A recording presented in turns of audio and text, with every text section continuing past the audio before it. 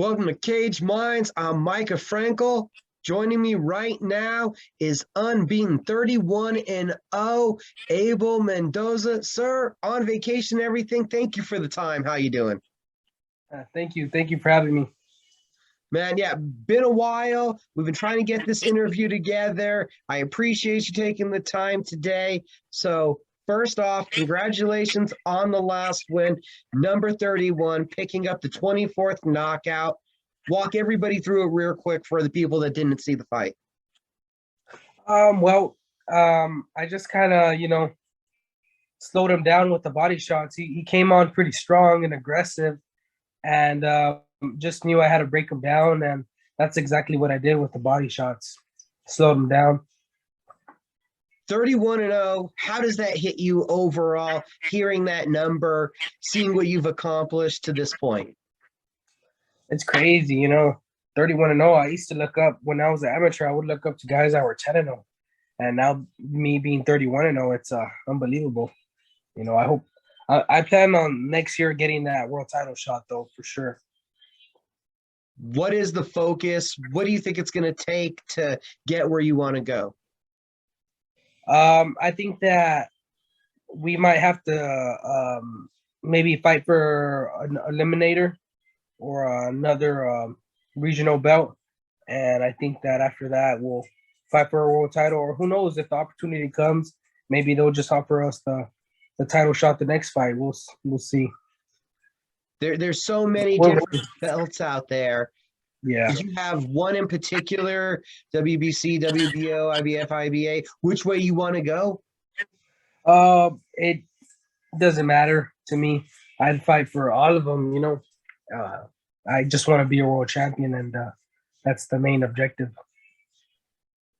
Coming from the humble beginnings that you've started with, I'm not sure everybody knows about your story. Just reading up a little bit on it, there's some incredible adversities that you've already overcome to get to where you're at in your career. But I want to start off at the beginning, actually. When did you find this sport?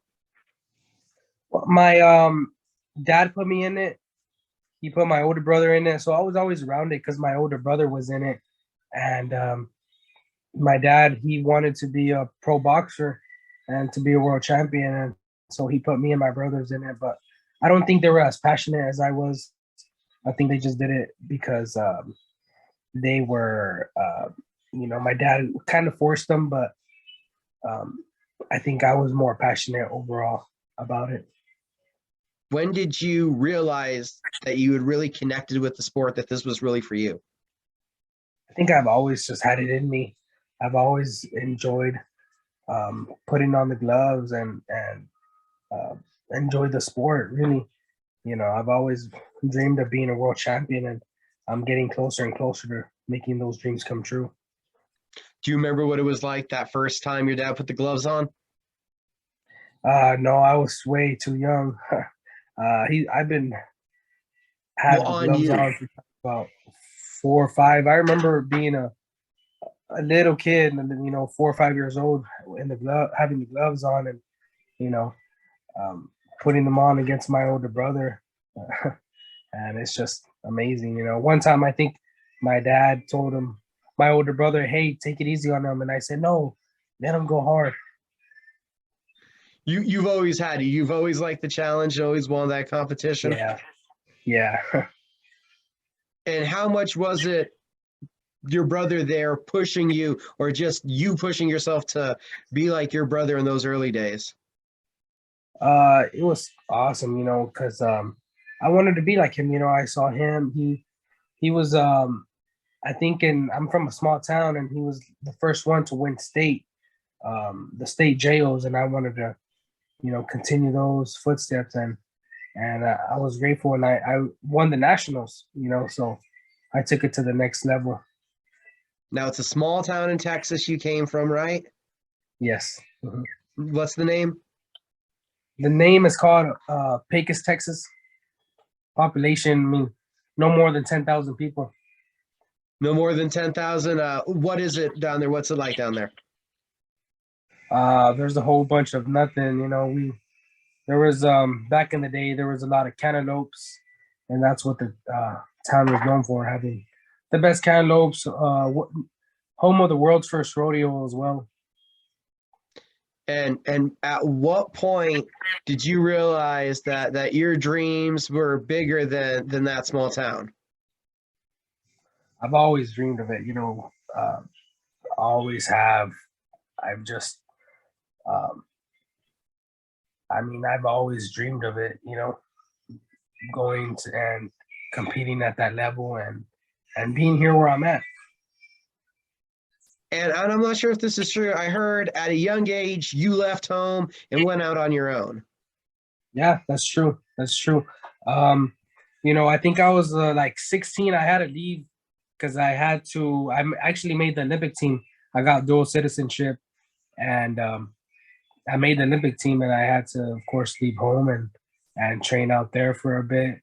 I decided to leave because I wanted to finish high school, but at one point, yeah, I had to do what I had to do to make these dreams come true. What was that training like, Olympic caliber? It was awesome. I see those guys right now on ESPN. I see these guys, fighting on these huge undercards. It's awesome, seeing these guys do good and knowing that I was there with them, and we're all on the same path. When you're watching them on ESPN, everything, are you thinking about what do I got to do to get one of these fights to at least get some exposure? Well, I know what I got to do with it. I got to sign a contract to one of these promoters, but I want to stay as independent as long as possible. And how hard is that in this industry? If for someone like me, it's hard. It's really hard, but anything is possible. My main thing is hopefully get a world title shot without being with a promoter, and hopefully get that pretty soon. Now, we talked about it. You've seen these guys. You've been in competition with them. At what point do you settle down where you call home now, and that's El Paso, right? Yeah. At what point did you settle down there? I think when I graduated high school there, I thought, this is home, and I've had a lot of people that have helped me out throughout my journey from El Paso. So I think El Paso is what I call home now. And tell us about the team and the people that you work with. I currently have my training camp in San Diego. My coach's name is Dynamite, and we have a good camp out there. We go out there, and there's a lot of pros out there, and it's a good camp. I'm focused out there. We got a good, strength and conditioning coach, good environment, healthy environment, and that's what I enjoy about it. And so you go back and forth, right? You still live in El Paso, but you do your camps out in San Diego? Yeah. I go a lot home back in the Odessa Midland area. So I'm there a lot too, but El Paso's home. So I'm guessing just overall where you're still staying sharp, you bounce around to a lot of gyms, you get a lot of different looks. Yeah, I get a lot of different looks. When I have to get ready for my fight, of course I go to camp in San Diego, but I've gotten a lot of different looks from a lot of different gyms. So what's that like, having that freedom, kind of? You get to move around. You're not tied to just like one particular space. It's good, it's good because my coach understands that I'm not always there, and he knows I got to be in the gym all the time. So he understands, and I wish I could be 24/7 back in San Diego, but it's not where my family's at. So I go a lot back home to Odessa Midland, and also El Paso, and we do what we got to do. So obviously, right there, family very important to you. Yeah. And being near them, that's just something positive and good energy for you. Yeah, yeah, yeah.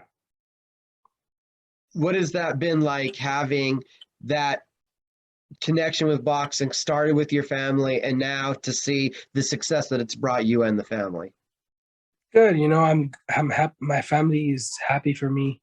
They're proud of me. I want to make sure and of course bring them that back home, that world title. So hopefully I get that done soon.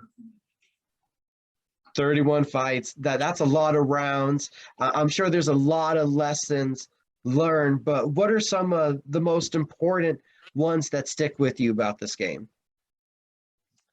I just being not cheating yourself. I think that's one thing that I've learned is you can't cheat yourself. Only you will know who you are, and I've learned that in life. You can't cheat yourself. So um, I'm happy that the game has taught me this.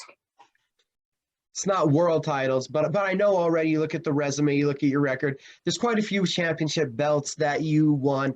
What was it like getting that first professional minor title? Oh, the first one I got the WBC Frankl box, and it was awesome. It was a great feeling, a great emotion. I knew it was just one step closer to getting that world title. We know that world title is the ultimate goal, but so far to this point at 31-0, which one of your wins was your favorite? I think my favorite one was probably the WBC belt.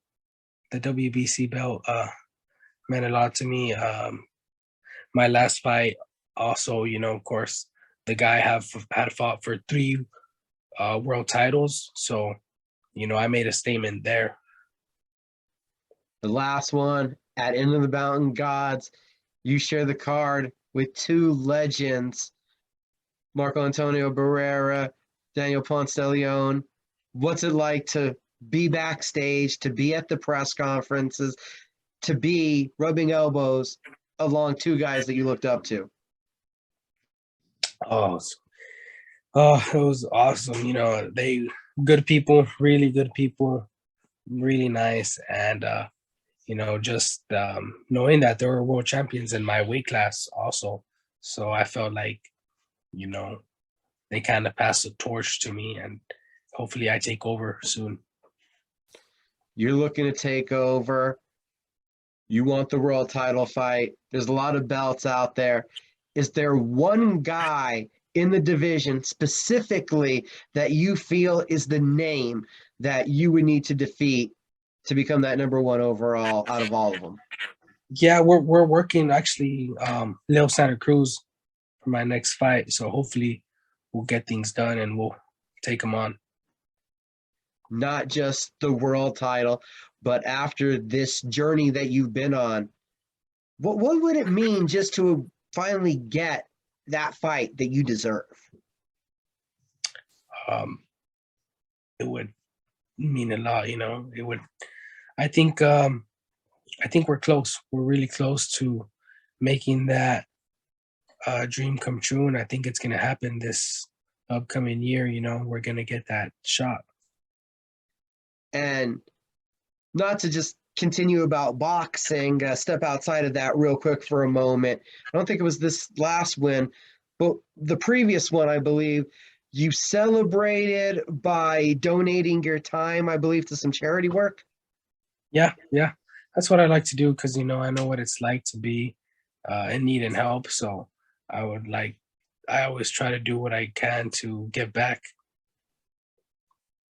Well, real quick to open up the story, tell us about that time. When was it, that time when you were in the need and in need of something I like think that? when I went out to California, it was had gone through some difficult times, and so I like I said, I know what it's like to be in that position, and uh, I want to do what I can to give back, and this for this Christmas, also plan on going to the children's hospital and giving them some Christmas presents. Oh man, champ, that is awesome. That's a great way to give back. And I've already stolen a bunch of your vacation time. No, no, no. I'm glad you were here and able to give me this interview. Yeah, man, definitely wanted to shine some light on the great stuff that you're doing, the great performances you're putting on here. The recognition needs to be known. Not every tremendous fighter right now is on ESPN or DAZN. There's still a couple somehow falling through the cracks, and you definitely deserve an opportunity on one of those big stages. Thank you, thank you. Well, before I let you go, I need you to let everybody know how they can follow you on the social media. We got to build that up so more people are talking about you. Yeah, they can follow me on Instagram. I am King Abel, or they can follow me, add me on Facebook, Abel Mendoza. Abel, again, thank you for the time, sir. Thank you, thank you.